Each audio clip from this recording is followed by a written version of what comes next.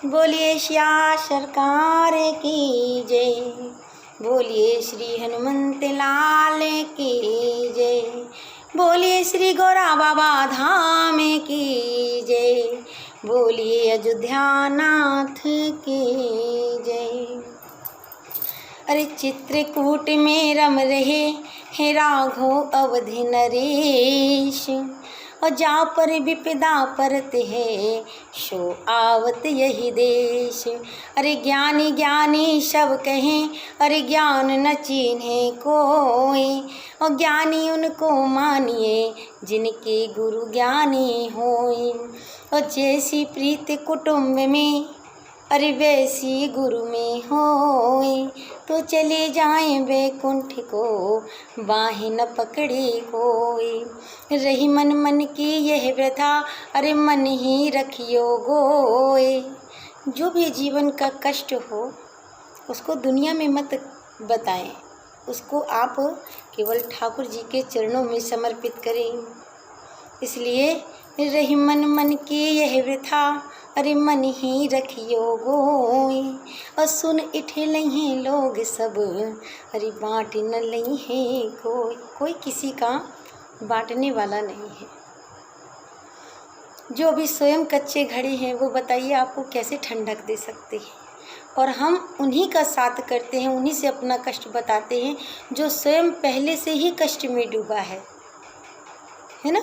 तो इसलिए आप ठाकुर जी से प्रेम कीजिए, आप ठाकुर जी के चरणों में सब समर्पित कीजिए, सुख और दुख।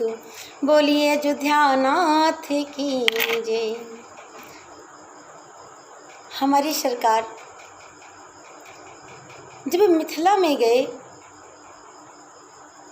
तो कहते हैं, जो मिथिला में कहते हैं जब विवाह होता है ना, तो विवाह में जितनी खुशी दुल्हा को नहीं होती, उससे ज़्यादा खुशी जो उनके मित्र संघाती होते हैं उनको ज़्यादा हुआ करती है। और जितनी प्रसन्नता बिटिया को नहीं होती है, उससे ज़्यादा प्रसन्नता सारी सराजों को होती है। इसलिए जब सरकार मिथिला में गए तो सखियों ने घेर लिया सरकार को। कहे सरकार आप अयोध्या से आए हैं, यहाँ पर आप गुमान न कीजिए। तो सखियाँ कहने लगीं, अरे काहे करते हो गुमान रघुबर राम लला, काहे करते अभिमान रघुबर राम लला। बोले ये अयोध्या की सरकार हैं, ये तन धन धाम ये सब कुछ चाहे हमारा ले ले, हमें चिंता की बात नहीं है। तो एक सखी ने कहा ये मर्यादा पुरुषोत्तम है। अच्छा, तो ये मर्यादा पुरुषोत्तम है? बोले हाँ। एक सखी ने कहा, बोले पुरुषोत्तम को गारी कैसी? एक सखी बोली कि पुरुषोत्तम को गारी कैसी? तो दूसरी सखी चट्ट से बोल पड़ी क्या कि गारी बिन ससुरारी कैसी। जहाँ गारी न मिले वो ससुराल ही कैसी। तो काहे करते अभिमान रघुबर राम लला, काहे करते अभिमान रघुबर राम लला। सखियों ने पूछा सरकार आप अभिमान क्यों करते हैं? लक्ष्मण जी से कहा ये बताइए आपका विवाह हुआ है क्या, जो आप बीचे बीच बोलते हैं, कुछ इनको भी तो बोलने दीजिए। तो सखियों से कहे सरकार आप संकोच न कीजिए। कहे क्यों? आप मिथिला में आए हैं, क्योंकि यहाँ पर सब कौन है? पुर नर नारी सुभग सब संता, कि पुर नर नारी सुभग सब संता। यहाँ पे आपका कुछ घाटा होने वाला नहीं है सरकार। तो सखियाँ कहने लगी कि तुम्हें सकुचाते कस चीते चोर हो दुल्हा राम जी लला, अरे जेवाहू बिंजन रुचिर हमारे। सरकार हमने 56 भोग बनाया है, अब आप इसको पाइए और हमको बताइए कि इन व्यंजनों से ज़्यादा हमारे प्रेम में स्वाद है।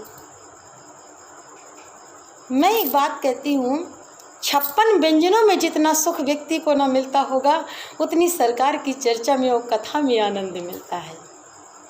और वही बात सखियाँ कह रही हैं कि जेवहु व्यंजन रुचिर हमारे, अरे व्यंग बचन मत बोले हो, दुल्हा राम जी लला तुम सकुचात कसे चित चोर हो, दुल्हा राम जी लला। एक सखी बोली, अरे तुम्हें तो श्याम काम छवि लाजत, अरे माँ तू पिता कास गोर, दुल्हा राम जी लला। सरकार आपकी मैया और आपके बप्पा सरकार दोनों गोरे, और सही सही बताइए सरकार, जब वो गोरे तो आप कैसे कारे? तुम सकुचात कसे चित चोर हो, दुल्हा राम जी लला तुम सकुचात कसे चित चोर हो, दुल्हा राम जी लला। अरे गारी ससुरपुर, गारी ससुरपुर, सुनी राघु नंदन, हसत सुरखी मुख मोर हो, दुल्हा राम जी लला तुम सकुचात कसे चित चोर हो, दुल्हा राम जी लला। कृपा निवास हरसी सखी गामे, जुरी जुरी सियाजू की ओर हो, दुल्हा राम जी लला तुम सकुचात कसे चित चोर हो, दुल्हा राम जी लला। सखियों ने पूछा लक्ष्मण जी से, ये बड़े मुश्किल से मिलते हैं आप कहते हैं? बोले हाँ हाँ, ये बड़ी मुश्किल से मिलते हैं। लक्ष्मण जी ने कहा, कहे एक बार हमारी किशोरी जी की जय बोल दो। कहे हम आपकी किशोरी जी की जय क्यों बोल दें, हम अपने भैया की ना बोलेंगे? किशोरी जी की सखियाँ बोली, अच्छा तो तुम अपने भैया की जय बोलोगे, हमारी किशोरी जी की जय ना बोलोगे? अरे नहीं नहीं नहीं, आप मिथिला में आए हैं इसलिए आपको किशोरी जी की जय बोलना पड़ेगी। तो बोले, अरे काहे करते हो गुमान रघुबर राम लला, अरे काहे करते हो गुमान रघुबर राम लला। सखियों ने कहा कि बड़े जतन के बाद पुत्र बन नृप दशरथ के आए। अयोध्या में चौथे पन में दशरथ जी को चौथे पन में मिले हैं सरकार।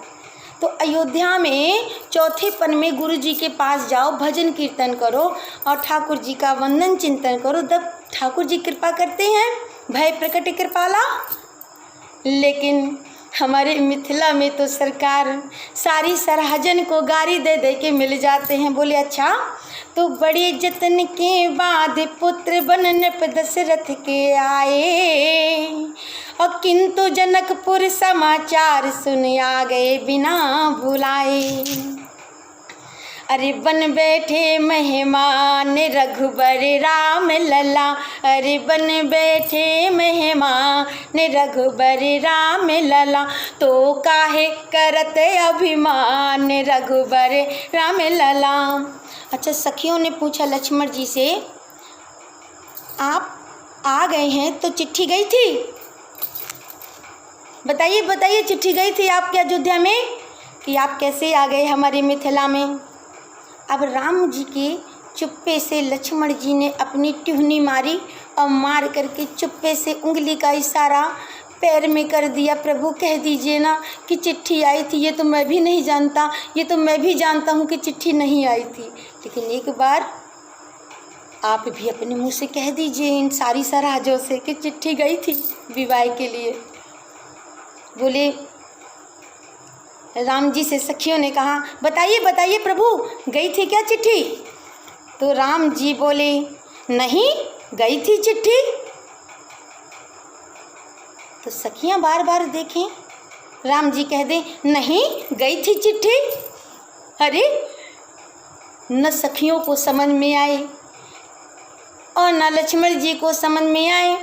तब राम जी ने कहा कि मैं सही सही बताता हूँ कि चिट्ठी भैया गई तो थी और नहीं भी गई थी। बोले किसके पास गई थी और किसके पास नहीं गई थी? बोले हमारे पास नहीं गई थी और गुरु महाराज के पास गई थी। तो काहे करते हो गुमान रघुबर राम लला, काहे करते अभिमान रघुबर राम लला। बोलिए सिया सरकार की जय। इसलिए ठाकुर जी का रसपान रसिकों को ही मिलता है और ये रस के आगे सारी मिठाइयाँ फीकी हैं। इस रस के आगे जीवन का सारा सुख फीका है। धन दौलत रुपया पैसा किसी काम का नहीं इस रस के आगे। इसलिए जिनके पद नख प्रभा से हृदय होत प्रकाश, कि जिनके पद नख प्रभा से हृदय सुहोत प्रकाश, और नसत तिमिर सूझत हिये सिय पिय विपिन विलास। बंदो श्री आचार्य वर श्री चंद्र कला सुखदान, और जयति शक्ति सर्वेश्वरी श्री चंद्र कला महारानी। प्यारी तुम्हारे नयन में, कि प्यारी तुम्हारे नयन में काहू ना जनदीन, और रसिक शिरोमणि सावरो सुखयुत डेरा कीन। बोलिए सिया सरकार की जय, बोलिए अयोध्या नाथ की जय, बोलिए बिहारी बिहारी जो की जय, बोलिए कमल नयन सरकार की जय। मैं किरण शांति सत्संग धाम अतर्रा से। यदि आपको आज का प्रसंग अच्छा लगा हो तो मुझे कमेंट करके ज़रूर बताएं, और यदि आप मेरे चैनल में नए हैं तो मुझे शेयर ज़रूर करें और सब्सक्राइब भी करें।